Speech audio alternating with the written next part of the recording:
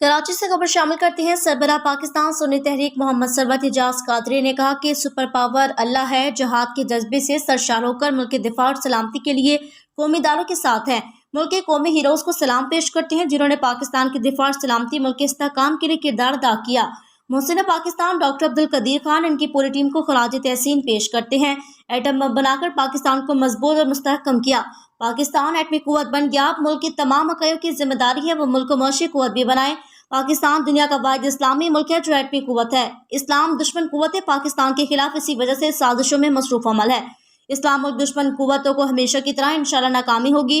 मुल्क के मुखलिस क़यादत का फकदान है। पाकिस्तान को मुआशी कुव्वत बनाना है तो सबको जोड़कर सियासी इस्तेहकाम लाना होगा। मुल्क के कौमी इदारों का एहतराम करना और मुहिब वतन पाकिस्तानी का कौमी और मिली और आईनी फरीज़ा है। पाक फौज की सलामती की दिफा और मुल्क की सलामत के लाजवाब कुर्बानी है। दहशत गर्दी के खिलाफ मुल्क की सलामती के लिए कुर्बानी देने वाले पाक फौज, रेंजर्स, पुलिस और सिविल सोसाइटी के शुहदा को खराज अकीदत पेश करते हैं। इन ख्यालात का इजहार उन्होंने यौम तकबीर के सिल्वर जुबली के मौके पर मरकज अहले सुन्नत यौम तकबीर सेमिनार से खिताब करते हुए किया। इस मौके पर मरकजी राब्ता कमेटी के अरकान मोहम्मद मुबीन कादरी, मोहम्मद तैयब कादरी, मोहम्मद सलीम कादरी, कराची डिवीज़न के सदर गुलाम मुर्तज़ा कादरी दीगर मौजूद थे। इस मौके पर कारकुनान पाकिस्तान जिंदाबाद, पाक फौज पाइंदाबाद के नारे भी बुलंद किए।